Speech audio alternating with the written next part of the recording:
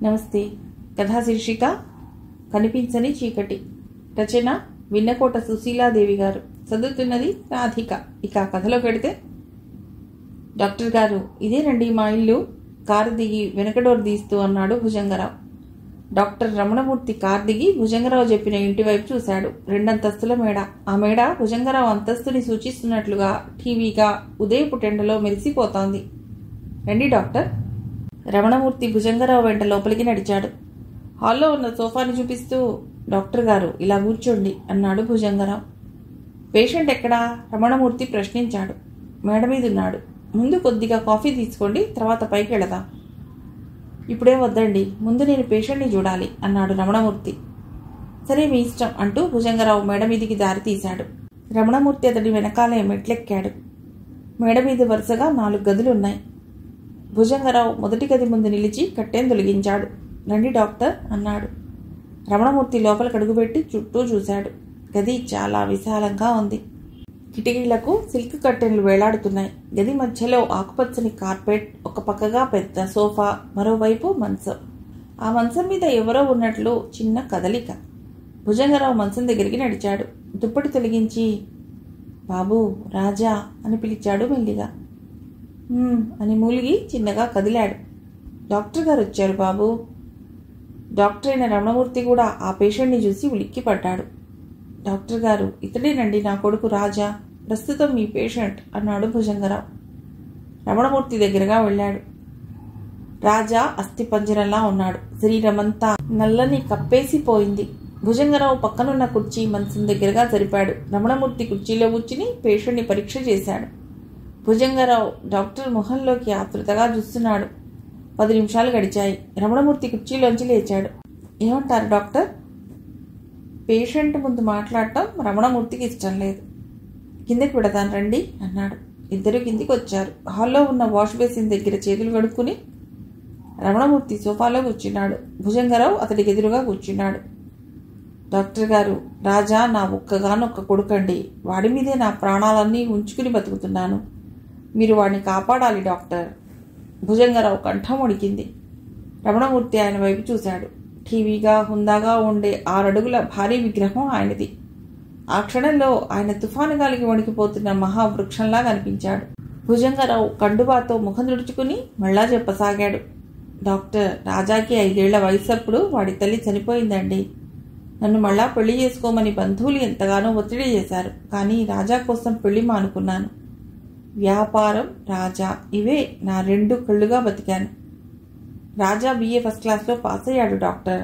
ఆ రోజు ఎంతో పొంగిపోయాను. ఇక వాడికి పెళ్లి చేసి ఈ వ్యాపారం అంతా వాడి చేతిలో పెట్టి విశ్రాంతి తీసుకోవాలనుకున్నాను. కానీ డాక్టర్, నా ఆశలన్నీ అడియాసలయ్యాయి. వాడికి మాయదారి రోగం వచ్చింది. ఎంతమంది డాక్టర్లకు చూపించినా ప్రయోజనం లేకపోయింది. డాక్టర్ గారు, తల్లిదండ్రులు చేసిన పాపాలు పిల్లల పాలిట దురదృష్టమవుతుందిట. నేను కిందటి జన్మలో ఏ పాపం చేశానో. భుజంగరావు ఇక ఆపై మాట్లాడలేకపోయాడు. కండువా ముఖం మీద కప్పుకున్నాడు. రమణమూర్తి జాలిగా చూశాడు. డాక్టర్గా ప్రాక్టీస్ పెట్టినప్పటి నుండి బాధలు, ఏడుపులు వినటమే అలవాటు. అది కూడా తన డ్యూటీలో ఒక భాగంగా భావించాడు.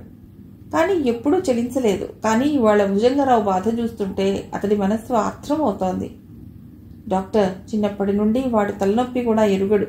పచ్చగా దబ్బపండు ఛాయలో ఉండేవాడు. College champion. అటువంటి వాడు 8 ఏళ్ల నుండి మంచంలో ఉన్నాడు. డాక్టర్ గారు, నాకు ఈ బాధ చూడలేకుండా ఉన్నానండి. వాడి ప్రాణాలు, నా ప్రాణాలు కూడా మీ చేతుల్లో పెడుతున్నాను డాక్టర్. వాడిని మీరు ఇలాగైనా మళ్ళా మామూలు మనిషిని చెయ్యాలండి. ఈ మధ్యనే మీరు ఫారిన్ నుండి వచ్చారని తెలిసింది. మీ హస్తవాసి మంచిదని అందరూ చెప్పుకుంటుంటే ఎంతో ఆశతో వచ్చాను. నా వంశం నిలబెట్టండి డాక్టర్, ఉద్వేగంగా చెప్పాడు భుజంగరావు. రమణమూర్తి ఆయన భుజం మీద చెయ్యి వేశాడు. బాధపడకండి, నా సాయశక్తులా ప్రయత్నిస్తాను. తప్పక నయం అవుతుంది. భుజంగరావు కళ్ళు తుడుచుకున్నాడు. డాక్టర్ గారు, మీరా మాట అన్నారు, ఇక నాకు నిశ్చింత అన్నాడు తృప్తిగా. ఇంతలో లోపల నుండి మావయ్య అంటూ సన్నగొద్దు వినిపించింది. అదేమిటమ్మా అక్కడే నిలబడిపోయావు? పర్వాలేదు రా తల్లి, భుజంగరావు అన్నాడు. కర్టెన్ వెనక గాజులు గలగలలాడే. ఆ తర్వాత కాలిగజ్జెల చిరుమ్రోత మెల్లిమెల్లిగా దగ్గరవసాగింది. రమణమూర్తి తలెత్తి చూశాడు. ఆ నడక, ఆ రూపం. రమణమూర్తి ఉలిక్కిపడ్డాడు. అతడి మనసులో సముద్రపు కెరటం ఒక్కసారిగా ఉవ్వెత్తున ఎగిసినట్లయింది. రెప్ప వేయటం మర్చిపోయాడు. మా కోడలు శారద డాక్టర్ గారు. శారద? అవును, శారదే. గుండెల్లో కోటి జలపాతాల హోరు, మనసులో శతకోటి పిడుగులు పడిన ధ్వని. రమణమూర్తి అతి కష్టం మీద నిలదొక్కున్నాడు. శారద ట్రే టేబుల్ మీద పెట్టింది. శారద, డాక్టర్ రమణమూర్తి గారు, వీరే మన పాలిటి దేవుడు. శారద తలెత్తింది. 2 చేతులు జోడించి నమస్కరించబోయింది. కానీ చేతులు కదల్లేదు. నోట్లోంచి మాట బయటికి రాలేదు. రమణమూర్తి వైపు తెల్లబోయి చూడసాగింది. శారద, డాక్టర్ గారికి టిఫిన్ ప్లేట్ ఇవ్వు. భుజంగరావు మాటతో ఇద్దరూ ఈ లోకంలోకి వచ్చారు. శారద ప్లేట్ టేబుల్పై సర్దింది. రమణమూర్తి ఆ ప్లేట్ల వైపు చూశాడు. ఇడ్లీ, పూరి, ఆమ్లెట్, యాపిల్ ముక్కలు ఒక్కొక్క ప్లేట్లో ఉన్నాయి. తీసుకోండి డాక్టర్ అన్నాడు భుజంగరావు. ఇవన్నీ నాకేనా? ఆశ్చర్యంగా అడిగాడు రమణమూర్తి. ఎక్కువేవీ లేవు, నెమ్మదిగా తినండి డాక్టర్, నేను ఇప్పుడే వస్తాను. శారద, డాక్టర్ గారు అన్నీ తినేలా చూడవలసిన బాధ్యత నీదేనమ్మా అని భుజంగరావు బయటికి వెళ్ళాడు. తీసుకోండి. ప్లేట్ రమణమూర్తి ముందుకు జరిపింది శారద. రమణమూర్తి ఆమె వైపు చూశాడు. శారద తలొంచుకుంది. రమణమూర్తి ఆమెనే చూస్తున్నాడు. శారద ఎందుకింత నిర్లిప్తంగా ఉంది? ఆమె తనను గుర్తించలేదా, లేక గుర్తించి నటిస్తోందా? కొద్దిగా చట్నీ వేయమంటారా? శారద అడుగుతోంది. రమణమూర్తికి ఆపుకోలేకపోయాడు. శారద, నన్ను గుర్తుపట్టలేదా అన్నాడు. శారద చెయ్యి వణికింది. ఆమె చేతిలోని స్పూన్ కింద పడింది. శారద, మాట్లాడమే మెల్లిగా అడిగాడు. చల్లని గాలి సోకిన జలంధరంలా వణికిపోయింది శారద. రమణ. శారద కళ్ళల్లోంచి నీళ్లు జారి చిక్కీళ్లపై పడ్డాయి. శారద, కంగారు పడ్డాడు రమణమూర్తి. రమణ, నిన్ను మళ్ళా చూస్తాననుకోలేదు అంది శారద కొంగుతో కళ్ళు తుడుచుకుంటూ. రమణమూర్తి నిట్టూర్చాడు. అవును శారద, నిజంగా నాకు ఇవాళ చాలా ఆనందంగా ఉంది అన్నాడు. నాకు చాలా ఆనందంగానే ఉంది రమణ. నువ్వు కోరినట్లుగానే గొప్ప డాక్టర్ అయ్యావు, పేరు ప్రతిష్టలు సంపాదించావు. శారద గొంతులో నిష్ఠూరం ధ్వనించింది. శారద, దిప్పి పొడుస్తున్నావా బాధగా అన్నాడు. లేదు, ఆనాటి నీ మాటలు జ్ఞాపకం తెస్తున్నాను అంది శారద. రమణమూర్తి మాట్లాడలేదు. రమణ, మీ వాళ్ళందరూ బాగున్నారా? ఆ తర్వాత ఇద్దరి మధ్య మౌనం రాజ్యం చేసింది. ఇద్దరి మనస్సుల్లోనూ ఎన్నో ప్రశ్నలు, ఎన్నో సందేహాలు. అవన్నీ బయటికి చెప్పుకుని సమాధానం పొందాలని ఉంది. కానీ ఒక్కరికి నోరు పెగలటం లేదు, మాట రావటం లేదు. ఒకరినొకరు చూసుకుంటూ ఉండిపోయారు. అరే డాక్టర్ గారు, అదేమిటి అలా కూర్చుండిపోయారు? భుజంగరావు మాటలతో ఉలిక్కిపడి ఇద్దరూ ఈ లోకంలోకి వచ్చారు. శారద చటుక్కున లేచి నిలబడింది. డాక్టర్ గారు ఏమీ తినలేదు. శారద, నువ్వుండి కూడా చూస్తూ ఊరుకున్నావేమ్మా? రమణమూర్తి కూడా లేచి నిలబడ్డాడు. అర్జెంట్ కేసు ఒకటి ఉంది, నేను వెళ్ళాలి. ఈసారి వచ్చినప్పుడు మీ ఆతిథ్యం తప్పక స్వీకరిస్తాను. నేను మందులవి మా డ్రైవర్ చేత పంపిస్తాను. మరో మాటకు ఆస్కారం ఇవ్వకుండా గబ్బగబ్బా బయటికి నడిచి కారులో కూర్చున్నాడు రమణమూర్తి. రమణమూర్తి వారానికి 2 సార్లు వచ్చి పేషెంట్ని చూస్తున్నాడు, ఇంజెక్షన్ ఇస్తున్నాడు. ఒకరోజు రమణమూర్తి వెళ్లేసరికి భుజంగరావు పొలానికి వెళ్ళాడు. రమణమూర్తి మామూలుగా పేషెంట్ని చూసి వెళ్ళబోయాడు. డాక్టర్. రమణమూర్తి వెనుదిరిగాడు. శారద చేతిలో ట్రేతో నిలబడింది. వెళ్ళిపోతున్నారే? అర్జెంట్ కేసు ఉంది. తెరబడ్డాడు. కాఫీ తీసుకెళ్ళండి అంది. ఆ మాటని కాదనలేకపోయాడు. తిరిగొచ్చి సోఫాలో కూర్చున్నాడు. శారద ట్రే టేబుల్ మీద పెట్టి అతడికి ఎదురుగా కూర్చుంది. ఈ మధ్య మీరు నన్ను తప్పించుకుని తిరుగుతున్నారు అంది శారద. అదేం కాదు. మరి ప్రతిరోజు వస్తున్నా నన్ను పలుకరించడం లేదే? రమణమూర్తి ఆ ప్రశ్నకు సమాధానం చెప్పలేకపోయాడు. రమణ, నువ్వు మొదటిసారి కనిపించిన రోజున నేనెంత ఆనందపడ్డానో తెలుసా? ఎడారిలో వసంతం వచ్చిందనుకున్నాను. సముద్రంలో మునిగిపోతున్న నాకు ఆధారం దొరికిందనుకున్నాను. కానీ నువ్వు చాలా మారిపోయావు రమణ. రమణమూర్తి శారద వైపు ఆశ్చర్యంగా చూశాడు. శారద, నువ్వేం మాట్లాడుతున్నావో నాకు అర్థం కావటం లేదు. అవును రమణ, నీకు అర్థం కాదు. అసలు నువ్వెప్పుడూ నన్ను అర్థం చేసుకోవటానికి ప్రయత్నించలేదు నిష్ఠురంగా అంది. శారద, ప్లీజ్ నన్ను మాటలతో బాధ పెట్టకు. ఇప్పటికే నా దురదృష్టానికి నేనెంతో కుంగిపోతున్నాను బాధగా అన్నాడు రమణమూర్తి. శారద కళ్ళు తడుక్కుమన్నాయి. ముఖం వికసించింది. రమణ, ఒక్క విషయం అడుగుతాను, సూటిగా చెప్తావా అంది శారద. అడుగు. రమణ, ఇప్పటికీ నువ్వు నన్ను ప్రేమిస్తున్నావా? అదేం ప్రశ్న శారద? చెప్పు రమణ, ఇప్పుడు నా సమాధానం వల్ల ప్రయోజనమేముంది? నిర్లిప్తంగా అన్నాడు. పోనీ ఇదైనా చెప్పు, మా ఆయన నీ పేషెంట్ కదా, ఆయన జబ్బు తగ్గదు అవునా? సూటిగా అడిగింది. కాదు కాదు, తగ్గుతుంది కంగారుగా అన్నాడు. శారద నవ్వేసింది. నాకు తెలిసి రమణ, అది తగ్గేది కాదు. కాదు, నిజం, తగ్గుతుంది నొక్కి చెప్పాడు. ఎందుకు రమణ బుకాయిస్తావు? అది తగ్గే రోగం కాదని నీకు తెలుసు. మనిషిని అటు చంపకుండా ఇటు బతకకుండా పీడిస్తుంది రమణ. ఏ ముహూర్తాల నాకు పెళ్ళయిందో నేను ఒక్కరోజు కూడా సుఖపడలేదు. రోగాన్ని దాచిపెట్టి పెళ్లి చేశారు. మా నాన్న ఇంత గొప్ప సంబంధం వచ్చిందని పొంగిపోయాడే గాని అసలు విషయం తెలుసుకోలేకపోయాడు. జీతం బత్తం లేని ఒక దాసీదాన్లాగా ఇంట్లో చేరాను రమణ. ఇకనైనా నాకు ఇంటి నుండి విముక్తి కలిగించవా? దీనంగా అడిగింది. ఆమె చెంపల మీద నుండి కన్నీరు జారి ఒళ్ళో పడుతోంది. శారద స్థితి చూసి కరిగిపోయాడు రమణమూర్తి. శారద, నేనేం చేయగలను? శారద లేచి రమణమూర్తి పక్కన వచ్చి కూర్చుంది. అతడి భుజం మీద చెయ్యి వేసి, రమణ, నువ్వు డాక్టర్వి, నీకు మెర్సీ కిల్లింగ్ అంటే తెలుసు కదూ? రమణమూర్తి బిత్రపోతూ అంటే అన్నాడు.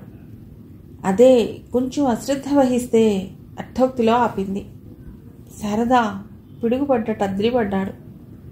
శారద, నువ్వేమంటున్నావో తెలుసా? భయంగా అడిగాడు. శారద నవ్వింది. తెలిసే మాట్లాడుతున్నాను అంటూ అతి దగ్గరగా జరిగింది. రమణ, మనం చదువుకునే రోజుల్లో ఒక్కసారి గుర్తు తెచ్చుకో. అప్పుడు నువ్వు నాకెన్ని ప్రేమ లెక్కలు రాశావు. నా అందాన్ని ఎంతో పొగిడేవాడివి. మనిద్దరం కలిసి ఎన్నో సాయంత్రాలు కబుర్లు చెప్పుకుంటూ ఎంతో హాయిగా గడిపాం. మన భవిష్యత్తుల గురించి ఎన్నో కలలు కన్నాం. అవన్నీ జ్ఞాపకం ఉన్నాయా? రమణ, నువ్వు నేను ఒకటైతే మన కలలన్నీ నిజం అవుతాయి. అతడి భుజం మీద మెల్లిగా నొక్కింది. మెత్తని శారద చేతి స్పర్శ, వెచ్చని ఆమె ఊపిరి, చెవిలో గుసగుసలాడుతున్నట్లు ఆమె మాటలు అతడిని ఏవో లోకాలకు తీసుకెళ్ళింది. ఏమంటావు రమణ? కళ్ళు విప్పి శారద వైపు చూసి ఏదో అనబోయాడు. ఇంతలో, డ్రైవర్, డాక్టర్ గారు లోపలున్నారా? బయట భుజంగరావు గొంతు విని శారద చటుక్కున లేచి లోపలికి పరిగెత్తింది. రమణమూర్తి కంగారుగా లేచి నిలబడ్డాడు. భుజంగరావు లోపలికి వచ్చాడు. డాక్టర్ గారు, టిఫిన్ తీసుకోకుండా వెళ్ళిపోతున్నారే? అర్జెంట్ కేసు ఉంది. రమణమూర్తి చకచకా బయటికి నడిచాడు. ఆ రాత్రి రమణమూర్తి చాలాసేపటి వరకు నిద్రపోలేదు. ఏవేవో ఆలోచనలు అతడి మనసులో సుడితిరుగుతున్నాయి. ఏవేవో దృశ్యాలు కళ్ల ముందు కదిలిపోతున్నాయి. ఎన్నో ఏళ్ల క్రితం శారద కాలేజీలో ఇంటర్ చదువుతోంది. రమణమూర్తి అదే కాలేజీలో డిగ్రీ చదువుతున్నాడు. ఒక వర్షపు రోజు సాయంత్రం శారద కాలేజీ పక్కనున్న చెట్టు కింద చినుకుల్లో తడిసిపోతూ చలిగాలికి ఒడిగిపోతున్న సన్నజాజి మొగ్గలా నిలబడి ఉంది. అప్పుడే కాలేజీ నుండి బయటకు వచ్చిన రమణమూర్తి ఆమెను చూసి, రండి, నా గొడుగులో పడదాం. ఎంతసేపు అలా తడిసిపోతూ నిలబడతారు? రోడ్డు మీద ఒక్క రిక్షా కూడా లేదు అన్నాడు. శారద క్షణం ఆలోచించి ముందుకొచ్చింది. అదే వాళ్ల పరిచయానికి నాంది. క్రమంగా ఆ పరిచయం స్నేహం ప్రేమగా పరిణమించింది. బీఎస్సీ అయ్యాక రమణమూర్తి మెడిసిన్ కని మద్రాస్ కాలేజీలో చేరాడు. అది విని శారద కళ్ళనీళ్లు పెట్టుకుంది. శారద, నేను డాక్టర్నై పేరు ప్రతిష్టలు సంపాదించడం నీకు ఇష్టం లేదా? శారద నొచ్చుకుంటూ, ఎందుకు ఇష్టం లేదు రమణ, కానీ అంతకాలం నిన్ను విడిచి ఉండాలంటే బాధగా ఉంది అంది. రమణమూర్తి నవ్వేస్తూ, శారద, 5 ఏళ్లు 5 క్షణాల్లా గడిచిపోతాయి. ఆ తర్వాత మనం హాయిగా జీవితం గడపవచ్చు ఉత్సాహంగా అన్నాడు. శారద ఏమీ అనలేకపోయింది. శారద, వారానికి ఒక ఉత్తరం రాయాలి, తెలిసిందా అన్నాడు. శారద తలూపింది. రమణమూర్తి మద్రాసు వెళ్ళిపోయాడు. ఆ 5 ఏళ్లు చదువు, కాలేజీ తప్ప మరో ధ్యాస లేకుండా గడిపాడు రమణమూర్తి. చివరికి ఇంటికి రాగానే పిడుగు లాంటి వార్త తెలిసింది. శారదకి పెళ్ళయింది. ఆ వార్త వినగానే అతడి గుండె పగిలింది. పగిలిన తన గుండెని అతికించుకోలేక ఎదుటివారి గుండెలనైనా సరిచేయాలని హార్ట్ స్పెషలిస్ట్ అయ్యాడు. తన విధి నిర్వహణలో గతాన్ని కొంత మర్చిపోగలిగాడు. మళ్ళా ఉరుములేని పిడుగులా శారద ఇప్పుడు ప్రత్యక్షమైంది. రమణమూర్తి మనసులో సుడిగాలి రేపింది. ఇంతలో గాలికి కిటికీ తలుపులు గట్టిగా కొట్టుకోగా రమణమూర్తి ఉలిక్కిపడి లేచి కిటికీ దగ్గరగా వెళ్ళాడు. ఎదురుగా శారద నిలబడి, రమణ, కొద్ది అశ్రద్ధ, కొద్ది అజాగ్రత్త చాలు నన్ను రక్షించటానికి, ప్లీజ్ నన్ను రక్షించవా అని అడుగుతున్నట్లు అనిపించింది. రమణమూర్తి ఉలిక్కిపడ్డాడు. అశ్రద్ధ, అజాగ్రత్త, తన వల్ల కాదు. తను డాక్టర్. విధి నిర్వహణ తన ప్రథమ కర్తవ్యం. ప్రాణాన్ని కాపాడే హక్కే గాని తీసే హక్కు లేదు. వారం రోజుల క్రితం తన పేషెంట్ రాజా తనతో అన్న మాటలు జ్ఞాపకం వచ్చాయి అతడికి. డాక్టర్ గారు, నాకు బతకాలని ఉందండి, నన్ను బతికించండి. నాకు జబ్బు తగ్గకపోయినా నన్ను ఇలా మంచంలోనైనా ఉండేటట్లు చేయండి.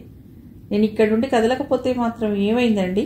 ఈ మంచం మీదే పడుకునే ఈ కిటికీలోంచి ఈ సృష్టిలోని అందాల్ని తనివి తీరా చూస్తాను. నా కిటికీ పక్కనున్న చెట్టు మీద పక్షుల కలకూజితాలు, చిగురాకుల చిరుసవ్వడి వింటూ హాయిగా కాలం గడిపేస్తానండి. ప్లీజ్ డాక్టర్, నన్ను చావనివ్వకండి, బతికించండి. రమణమూర్తి హృదయం ద్రవించిపోయింది. బాబు, నేను బతికిస్తాను, చావనివ్వను అనుకున్నాడు రమణమూర్తి. రమణ, నా మాట ఏం చేశావు? శారద ప్రశ్నిస్తోంది. రమణమూర్తి మనస్సులో సంచలనం ప్రారంభమైంది. శారద రాజా, తన ప్రియురాలు పేషెంట్.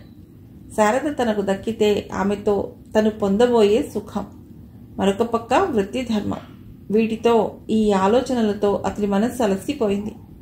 ఇక చివరిగా అనుకున్నాడు, ఎంతో శ్రమించి నిర్మించిన కళాఖండం అద్భుతంగా ఉంటే, అందరూ దాన్ని పొగుడుతూ ఉంటే ఆ కళాకారుడు ఎంతో ఆనందం పొందుతాడు, తన జీవితం ధన్యమైందనుకుంటాడు. అలాగే డాక్టర్గా తను శ్రమించి పేషెంట్ కోసం నిద్రాహారాలు మాని రోగంతో పోరాడి చివరకు గెలిస్తే అప్పుడు అతడికి లభించే ఆనందం నిజమైన ఆనందం.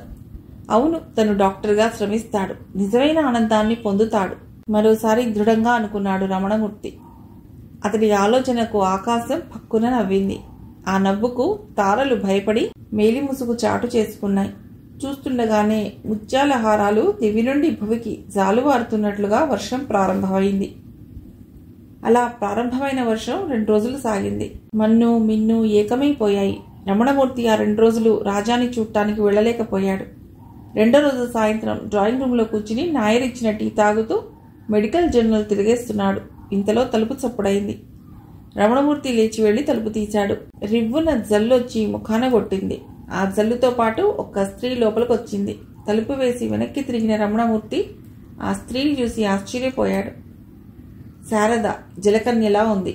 శారద, ఏమిటింత వర్షంలో వచ్చావు అంటూ లోపలికెళ్ళి టవల్ తీసుకొచ్చి ఆమెకి ఇచ్చాడు. తల తుడుచుకో అన్నాడు. బీరువాలోంచి తన తల్లి చీర జాకెట్టు తీసి ఇచ్చాడు. ముందు ఆ గదిలోకి వెళ్ళి బట్టలు మార్చుకో అన్నాడు.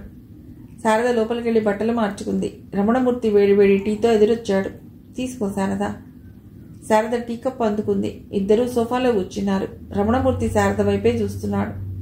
ఏమిటలా చూస్తున్నారు? నిన్నే చిలిపిగా నవ్వుతూ అన్నాడు. శారద సిగ్గుపడింది. నిజం శారద, ఈరోజు అద్భుతంగా ఉన్నావు శారద. ఈ చల్లని వాతావరణంలో నీ ఎదురుగా ఇలా కూర్చుంటే మనసు ఎక్కడెక్కడికో తేలిపోతోంది పరవశంగా అంటున్నాడు. రమణ, ఈ ఆనందాన్ని శాశ్వతంగా అనుభవించాలనే వచ్చేశాను అంది శారద. అంటే? అతడి కనుబొమలు ముడిపడ్డాయి. మరేం లేదు, మా ఆయన అంటే నీ పేషెంట్ ఈ ఉదయం చనిపోయాడు రమణ, ఎంతో తాపీగా చెప్పింది శారద. ఆకాశం ఉరిమింది. ఎక్కడో పిడుగుపడింది. రమణమూర్తి స్తంభించిపోయాడు. ఆయన పోయాక ఇక నాకు అక్కడ స్థానం ఏముంది? రమణ, ఆయన సేవ కోసం వచ్చాను, ఆయన వెళ్ళిపోయారు, ఇక నేను వచ్చేశాను అంటూ శారద రమణమూర్తి పక్కన వచ్చి కూర్చుంది. రమణ, ఇక మన కలల్ని నిజం చేసుకుందాం, జీవితాన్ని కలలాగా గడుపుదాం. శారద అతడి చేతిని అందుకుని, రమణ మాట్లాడమే అంది. రమణమూర్తి ఆమె వైపు వెర్రిగా చూశాడు. రమణ, ఆనాడు మా నాన్న మూర్ఖత్వం వల్ల మా చెల్లెళ్ల పెళ్లికి డబ్బు కోసం అలా బలైపోయాను. ఇక ఇప్పుడు ఆకాశంలోని పక్షుల్లా మనకు స్వేచ్ఛగా ఎగిరిపోయే అవకాశం లభించింది ఆనందంగా చెప్తోంది. రమణమూర్తి చైతన్యం లేని శిలలా, ప్రాణం లేని శవంలా కూర్చుండిపోయాడు. అతడి మనసులో కోటి తుఫాన్ల హోరు. రాజా చచ్చిపోయాడు. ఇలా 2 రోజుల క్రితం వరకు బాగానే ఉన్న రాజా ఇలా చచ్చిపోయాడు. ఆకాశంలో మెరుపు మెరిసింది. మనసులో ఎవరో మెదిలారు. తనని ప్రశ్నిస్తున్నారు. నువ్వే కదా రాజాని చంపింది? నేనా? అవును నువ్వే. నిన్న రాజాకి ఇంజెక్షన్ ఇవ్వాలి, ఇవ్వకపోతే ప్రమాదం అని తెలిసి వెళ్ళలేదు. కానీ వర్షం కాదు, ఇది ఒక్క వంక మాత్రమే. ఇంతకంటే తుఫాన్లో వెళ్ళి పేషెంట్లను చూశావు, అవునా కాదా? కాదు కాదు, అరవకు. నీకు శారద కావాలి, శారదతోటి జీవితం కావాలి. అందుకే శారదని నీ దాన్ని చేసుకోవాలని రాజాని చంపావు. నీ అశ్రద్ధ వల్ల, నీ అజాగ్రత్త వల్ల రాజా చనిపోయాడు. నువ్వే హంతకుడివి. నువ్వు డాక్టర్వి కాదు, హంతకుడివి. రమణమూర్తి తట్టుకోలేకపోయాడు. చటుక్కున లేచి నిలబడ్డాడు. అవును, నేను హంతకుడిని, డాక్టర్ని కాదు, హంతకుడిని బిగ్గరగా అన్నాడు రమణమూర్తి. రమణ! శారద భయంగా చూస్తూ అతడి చేతి పట్టుకుంది. రమణమూర్తి ఆ చేతిని విదిలించుకున్నాడు. 2 చేతులతో జుట్టు పీక్కున్నాడు. తల్లోని నరాలు చిట్లిపోతున్నట్లు అనిపించింది. శరీరం వణికిపోతోంది. నిప్పుల కొలిమిలో నిలబడినట్లుగా ఉంది. ఆ వేడిమికి, ఆవేదనకి తట్టుకోలేకపోయాడు. నేను హంతకుణ్ణి! పిచ్చిగా అరుస్తూ తలుపు తీసుకుని బయటికి వచ్చాడు. శారద కంగారుగా లేచి తలుపు దగ్గరగా వచ్చింది. రమణమూర్తి పిచ్చిగా అరుస్తూ చిక్కని చీకట్లోకి, అగమ్య గమ్యంలోకి పరిగెట్టుకుపోసాగాడు. ఆ పిచ్చివాణ్ణి చూస్తూ వర్షపు రాత్రి ఒక్కసారి పక్కుమని నవ్వింది. ఆ తర్వాత జాలిగా కన్నీరు గార్చింది. కథ సమాప్తం.